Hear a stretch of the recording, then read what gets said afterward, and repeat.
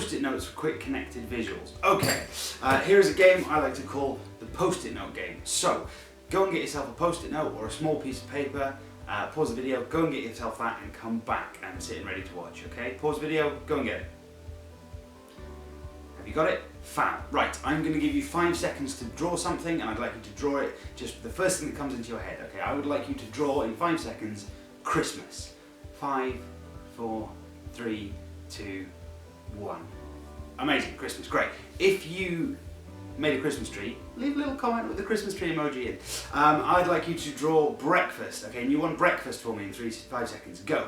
5, 4, 3, 2, 1. Okay, give yourself a little round of applause if you drew eggs and sausages of some description, a bowl of cereal or a cup of tea or something like that, okay? This is called image association. You are drawing the first thing that comes into your head when I give you a concept. Now, you can play this game for slides, okay? So look through the notes, this is the note I want to make. What's the first image that comes into your head? Put that down in 5 seconds, and then that can be an image that goes on your slide.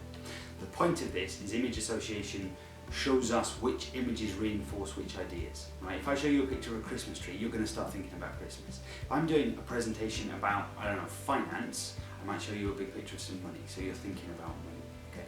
And that's a really good way to build presentation visuals and build PowerPoint slides that back up and support the points you're trying to make, okay?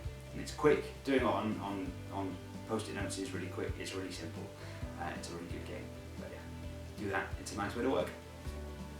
Thanks so much for watching, folks. Thanks for sticking with it thus far. I hope that tip was helpful. I hope it was useful. Tell me in the comments below what you are going to do with it. Did you like it? Did you not like it? Do you agree? Tag people who might also find it useful. Share the love. And we shall see you next week.